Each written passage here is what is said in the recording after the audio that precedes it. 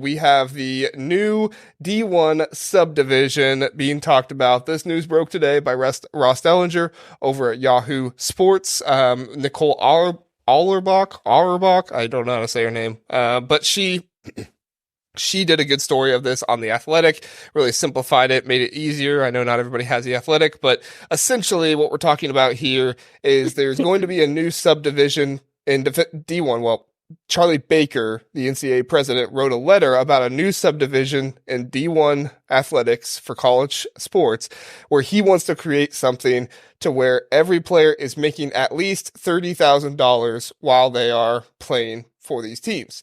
And it looks a little bit different for football because football would have like the FBS, it would have its own like more major subdivision, and then they would have a lower subdivision for like the group of 5 schools and stuff like that. But essentially what this is it's creating a group of schools, Big Ten, SEC, ACC, Big 12, that can pay their players and really have no limits on it. There's no limit to how much the players can make. There's no limit to if you can tell the players how much they can make, if you want to get a player in the transfer portal. I mean, it's basically like no rules at all unless the schools and the conferences all agree on some rules together. And then obviously the College Football Playoff Committee, they would kind of be the ones who run the postseason stuff like that. So that's like the super simplified version. If you want to read more, go to Ross Dellinger with the Yahoo Sports and read that whole thing. But Eric, I have to know, are you for this or are you against it?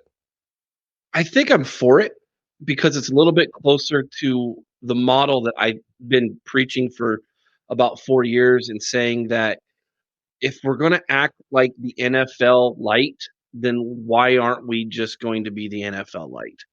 I also think it becomes more realistic for your group of 5 schools to say, distinguish the difference here. Let's be honest.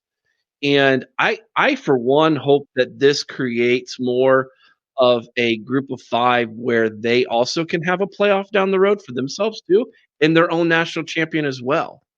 And then as far as the payment, the only thing that I am weary of is the non-cap. I think if we're going to do this, you're basically saying, what's the team's salary cap, essentially? Okay. And I think if we're going to make this thing fair for the Purdue's, the Indianas, the Northwesterns of the Big Ten, then you're going to have to put a cap on the Michigans, Ohio States, Penn States, Michigan States of the world. Otherwise, it's just going to be who can spend the most. And I mean, to a degree, one might argue that's where we're at right now anyways, and I get it. But I want to see competitive balance in college football. I think that's better for everybody involved. I really do. So is it perfect? No, but I believe, in all honesty, it's a step in the right direction. And I'm for that. Yeah, no, I agree. I think there are good aspects to this, but I think there are also things that need to be lined out better. And I also wonder if you aren't able to line those things out until you actually start, making it happen, figuring out what works and what doesn't. There's some more information that I recall from another article that I'm going to share, but I want to go Spartan Dog first. And Spartan Dog, just get your thoughts on this whole situation. And if you would like it for your school, if you would dislike it, what are your thoughts? So here's the thing. On first listen, right, when you first hear it, it sounds great. It sounds like for the first time in like 90 years, the NCAA is actually like having an appropriate response to an issue in college athletics, right? The problem is they're trying to have their cake and eat it too again, right? After the last 15 years of having their noses rubbed in it, they haven't learned their lesson. Because the main point of this system that Charlie Baker is proposing is that athletes still wouldn't be classified as employees. Any court worth its salt is going to eat that up. There's no chance that you can pay any athlete directly from a school's endowment, whatever fund they set up and not classify them as university employees, right? Going down this road is literally going to have to reshape American labor law on the whole, because there's so much collective bargaining that needs to be done. All these international players, right? The Australian punters, Madi Sissoko on Michigan State's basketball team is from Mali. He currently can't collect any NIL money because it would violate the terms of his visa. There's a lot that I don't think the NCAA is thinking through. Surprise, surprise, with this. And it's just being reactive to what they think people want to hear, what they think Congress wants to hear, what they think whatever want to hear in order to get the legislation they want passed. It's not going to work. The athletes need to be classified as employees. That's the end game here. I agree. And I don't know what that's going to look like. Again, American labor law is going to need to be torn down and built back up in order to make that happen, I think. But it's just this situation. It's unrealistic. You're asking for cookies for dinner. No, I see. Can I respond to that real fast? Yeah, go ahead, Eric. JR, I just want to say, because that's a great point you make, Spartan Dog. If and when, because I think it's inevitably going to happen eventually, that these players become employees of the university, they will have contracts. Those contracts, I think, will be written in a way to where a lot of these players will not be able to just get up and leave and jump in a portal when they don't like something. So one of the issues that we have now with the transfer portal might be fixed with making them employees of the university. And if you think of it kind of like in terms of the NFL, if you break your contract, guess what? You're sitting out. Like you're going to have to be traded. Now, that's a wild concept to think universities trading players. That's crazy to think about, but there will be a day where that might happen. But I agree with Spartan Dog. They should be employees. I think that, I don't know, maybe I'll let you see what you think, Spartan Dog, but I think that might kind of help what we're seeing alleviate a little bit in this portal issue, because almost 1,200 Division I football players in the portal is crazy to me to think about. Yeah, no, you bring up a good point, Eric, right? And I don't know what that antitrust would look like, right? I'm not a lawyer. I don't pretend to be a lawyer. I took the LSAT and was literally in the 50th percentile. So far be it from me. But I think you bring up a good point with the trading. I think ultimately what I think it's going to look like is European soccer, right? Where these lower clubs develop these guys from like when they were 14 years old. And then when they're 19, 20, 21, the Chelseas, the Bayern Munichs, the Barcelonas of the world come and say, here, we'll give you X amount of dollars to buy this player's contract from you. And I think that might be the future. Instead of just the transfer portal, it's going to be like a transaction market. That's wild. That is wild to think about, man. That's cool. I think it's cool. Go ahead, Eric.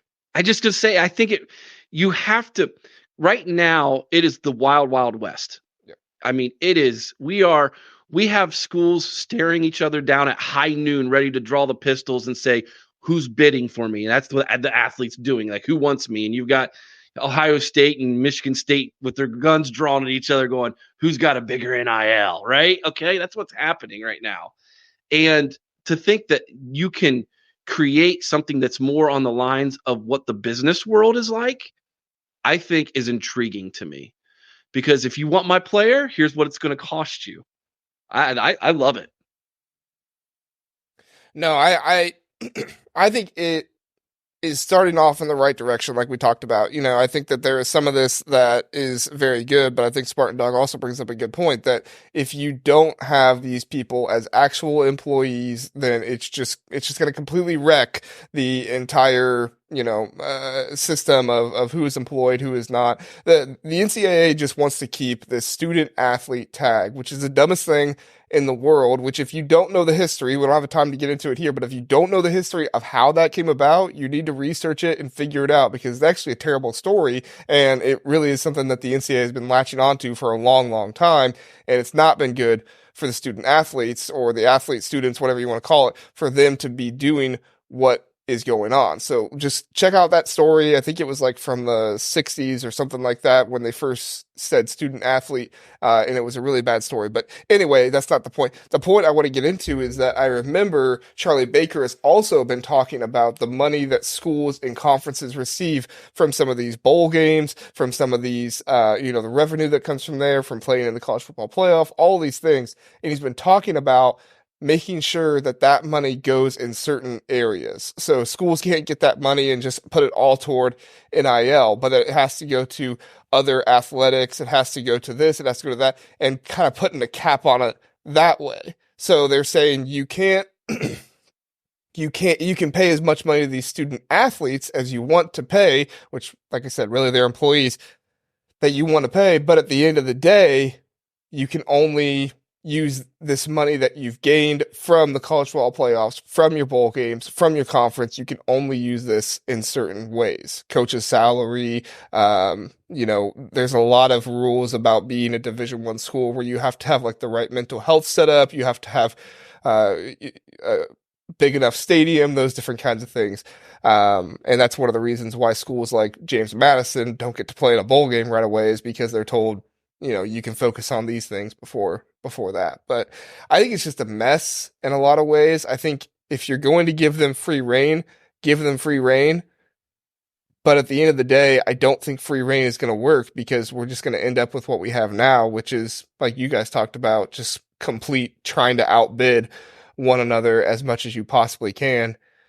And I think everybody can agree that it's not really fair when Purdue is trying to get the same player that Ohio State is, or, that Alabama is going for the same player that, insert Big 12 school here, BYU, or something like that. And until we make something like that fair, we're just going to have Major League Baseball, which is, the rich teams contend every year, and then you have the other teams. I'm a Cincinnati Reds fan, so. Me too. Yeah, it's a good analogy. I feel you. So I feel the pain of that. But, Spartan Dog, any final thoughts before we move on from this? No, and I think it's a shame that that the NCAA let it get to this point. This has been on the horizon for 15 years, right? And instead of being proactive and working to find a solution that is best for the health of not only the sport, but for the member universities and the athletes, right? They have fought tooth and nail and have allowed scandal after embarrassing scandal to break at all of these universities. And now they're at a point where they're on their deathbed. These schools are ready to break away from the NCAA. They're about to lose everything in terms of revenue. And they're trying to just clod anything and putting Band-Aids on a bazooka wound. I mean, it's just they're the guys at Normandy trying to scoop their intestines back into their body and Saving Private Ryan. It's just not going to work. You're at the end. Until the only solution for the NCAA to continue surviving is if they get nationalized and all the member schools are like fall under the purview of the federal government. That's the only other way we can kind of put the genie back in the bottle here. And that's not going to be popular on either side of the aisle. So, we're kind of stuck in this death spiral. Well, the other hope is that the NCAA does die. I mean, that was another report that came out about a month ago, is that, the NCAA could just be dead for college football in 5 years. Yes, they'll still be able to, do the Olympic sports and do college basketball and stuff like that. But at some point, college football might just move on and say, we're done with you. you don't do anything. Your punishments are stupid. They don't actually, help us out or anything. And at the end of the day, it's just not worth it. Eric, you have any final thoughts before we move on? No, I'm just kind of all I'm going to say is it seems like in the last 5 years, college football has changed more than my entire life combined, and we are on a roller coaster, and we are going downhill very, very fast towards that big loop. Yep. And it's not all gloom and doom. There are some positives to, players having more rights and players earning NIL, but it just has to be regulated. It has to be done in such a way that it is positive, not just for the players, but for everybody else as well. So thanks for listening to the Big Ten Huddle. Please do like and subscribe. We appreciate that. If this was your first time listening, we are the Big Ten Huddle. We cover all things Big Ten football and basketball. We have a long episode every Sunday, Tuesday, and Wednesday night, all at 9 o'clock. So come in, check us out, get in the chat, let us know what you're thinking. We would love to have you join us and learn more about the Big Ten.